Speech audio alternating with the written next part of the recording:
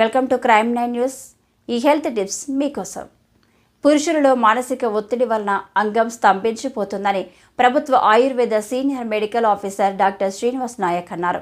ఆదివారం ఆయన కార్యాలయంలో క్రైమ్ 9తో మాట్లాడారు. ఈనాటి కాలంలో సంతానం కలగబోవడానికి పురుషుల్లో వచ్చే మొదటి ప్రాబ్లం ఏంటంటే నపుంసకత్వం. నపుంసకత్వం అంటే వాళ్ళకి రెండు రకాలుగా ఉంటుంది.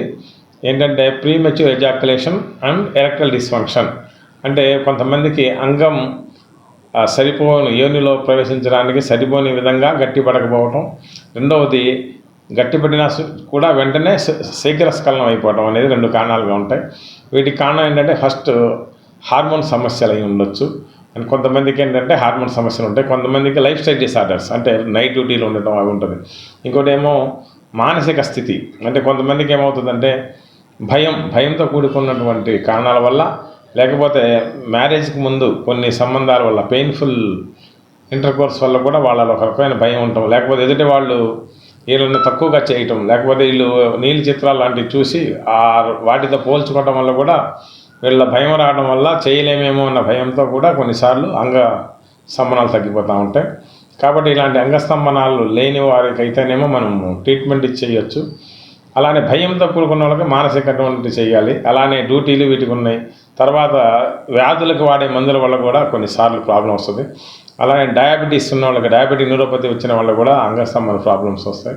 అలానే గుండె జబ్బులు ఉన్నవాళ్ళు, అలానే వేరే క్యాన్సర్లకి, కిడ్నీ వ్యాధులకి, లేకపోతే లివర్ వ్యాధులకి మందులు వాడటం, అలానే ప్రోస్టేట్కు ఏజ్కి సంబంధించిన వాళ్ళకి మనకి 20 నుంచి 50 వరకు చాలా బాగుంటుంది. ప్రోస్టేట్కి సంబంధించిన మందులు కనుక వాడినప్పుడు కూడా ఈ అంగస్తంభనాలు తగ్గిపోవడానికి ఉంటాయి. కాబట్టి అంగస్తంభనాలు రావాలి అంటే ముందు సమతుల ఆహారం తీసుకోవాలి. అలానే మనం ఎప్పుడైనా ఫ్రూట్స్ ఎక్కువ తీసుకోవాల్సిన అవసరం ఉంటుంది. తర్వాత అంగస్తంభనాలలో ఎక్కువగా ప్రాబ్లం ఎవరికి ఉంటుందంటే ఏదైనా డిసీజ్ చేయటం, ఎక్సర్సైజ్ చేయకుండా ఉండటం, సెడెంటరీ లైఫ్ దీనివల్ల వస్తూ ఉంటుంది. కాబట్టి ఎక్కువగా ఫ్రూట్స్ తీసుకోవాలి. అలానే ఆహారాలకు అసలుకి ఎక్కువగా పాలు, గుడ్లు, తర్వాత ఉల్లిపాయలు, ఏ ఉల్లిపాయ అయినా సరే మంచిదే. పెద్ద ఉల్లిపాయలు అనేది చాలా ఎక్కువగా కూరలో వాడటం అనేది మంచిది. అలానే అంగస్తంభం లేని వాళ్ళు ఎప్పుడు సరే దాని గురించే ఆలోచించకుండా కొంత ఎక్సర్సైజ్ లాంటివి స్టార్ట్ చేయాల్సి ఉంటుంది. అలానే ఆయుర్వేదిక్ పాయింట్ ఆఫ్ అసలుకి అశ్వగంధ అని ఉంటుంది. అశ్వగంధ చూర్ణం, అశ్వగంధ లేహ్యం, అశ్వగంధ లాంటి, అలానే కపికచ్చు, వాంట్రీ కల్ప గ్రాన్యూల్స్ లాంటివి ఉంటాయి. అలానే మన జాతి ఫలాది చూర్ణం, జాతి ఫలాది చూర్ణం అంటే జాజికాయ సంబంధించిన మందులు ఇవి చాలా బాగా పనిచేస్తాయి. అయితే ఇలాంటి మందులు తరచుగా ఎప్పుడు వాడుకున్నా కూడా ప్రాబ్లం రాదు. అలాగే కొన్ని కండిషన్స్లో అయితే మొత్తం మనం సిద్ధ మకరధ్వజం లాంటి మందులు వాడాల్సి ఉంటుంది. అవి కొద్ది కాస్ట్లీ ఉంటుంది.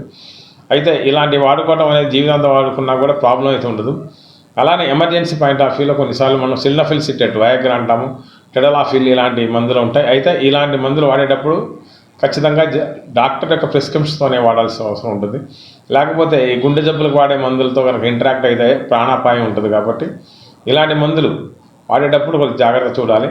అలానే ఇలాంటి మందులు ఎక్కువ కాలం వాడేదంటే పక్షవాతం కానీ లేకపోతే గుండె జబ్బులు రావాల్సి ఉంటుంది. కాబట్టి ఏదైనా సరే డాక్టర్ ప్రిస్క్రిప్షన్ లేకుండా మందులు అయితే వాడకూడదు. చాలా జాగ్రత్తగా ఉండాలి. Thank you.